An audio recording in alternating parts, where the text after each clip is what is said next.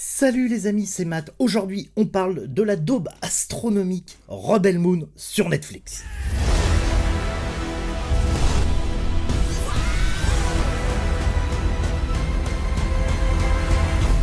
C'est une nouvelle ère pour l'univers.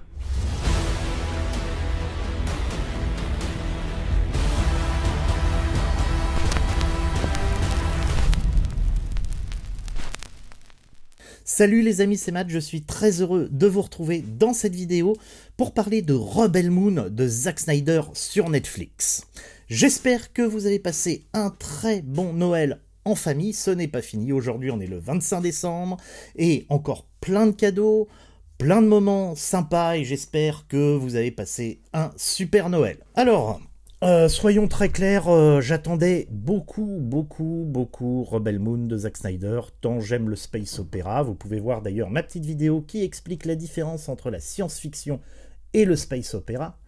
Le Star Wars de Zack Snyder, il nous était vendu comme son grand Star Wars, la grande saga intergalactique de Netflix. Bon, au final, ça a coûté très cher. Moi, je crois que Zack Snyder, vraiment, devrait arrêter vite sa collaboration avec Netflix, tant il régresse en fait. Il régresse avec Netflix. Visuellement, c'est une catastrophe. Franchement, j'ai été très déçu parce que au moins, même si je suis pas un fan absolu de Zack Snyder, au moins visuellement, on peut dire qu'il apporte quelque chose. Moi, je dis toujours qu'un grand réalisateur, on le reconnaît visuellement dès le premier plan. C'est le cas avec Zack Snyder, même si je ne considère pas que ce soit un grand réalisateur, pour la simple et bonne raison que Zack Snyder, il a des bonnes idées, c'est des mondes, des univers qu'on aime bien, les super-héros, la science-fiction, les zombies, etc., etc. Et Zack Snyder propose quand même vraiment des beaux tableaux visuels. Bon, là, dans Rebel Moon, concrètement, à part 2-3 beaux tableaux, notamment les scènes de bataille avec Sofia Boutella quand elle est plus jeune, quand on nous explique un petit peu son passé. Mis à part ça, c'est pauvre visuellement. On se croirait franchement dans un téléfilm de luxe. Dans un téléfilm, ce que je disais l'autre jour à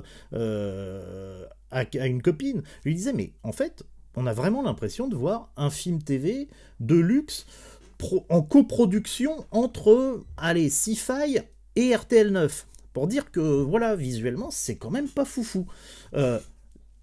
Les vaisseaux spatiaux, quand on voit le rendu de ceux de Man of Steel en 2013 de Zack Snyder et qu'on voit ceux de 2023 avec Rebel Moon, bah franchement, qu'est-ce qui se passe? Qu'est-ce qui se passe dans les grands studios américains? Donc voilà, Netflix, encore une fois, malheureusement, nous propose un film TV, blockbuster, mais qui n'a rien d'un film cinéma. Enfin, franchement, c'est pauvre visuellement. Bon, alors, sur le fond, ça c'est la forme. Moi, je suis très déçu de la forme de Zack Snyder, parce que, au moins, comme je vous le disais, d'habitude, Zack Snyder, au moins, il gère sur la forme. Là, c'est pas forcément le cas.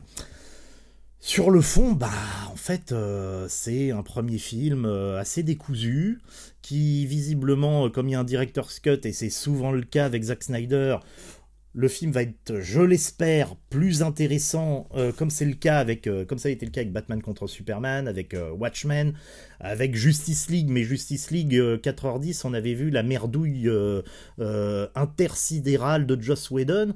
On savait pas un cut cinéma de 2h20 de Zack Snyder, on sait pas ce que ça aurait donné, mais Zack Snyder tourne énormément, il le reconnaît lui-même, et ses films, pour leur rendre justice, doivent durer au moins 3h, 3h10.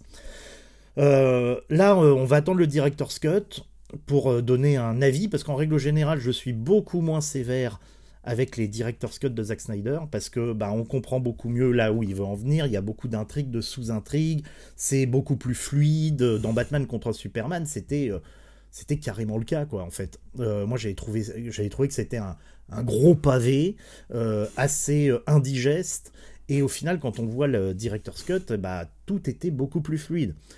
Voilà, dans le fond de Rebel Moon, bah, au final, c'est... bah, on pompe un peu à droite, à gauche, on pompe à mort Star Wars, à mort. Bon, Sofia Boutella, c'est une espèce de princesse Leia badass. Charlie Hunnam, c'est Han Solo. beaucoup moins intéressant. Et puis il y a le fermier, alors qui est un espèce de mollusque sans charisme, le charisme d'une huître, et qui ne sert absolument à rien. L'espèce de Luke Skywalker ne sert pour l'instant absolument à que dalle.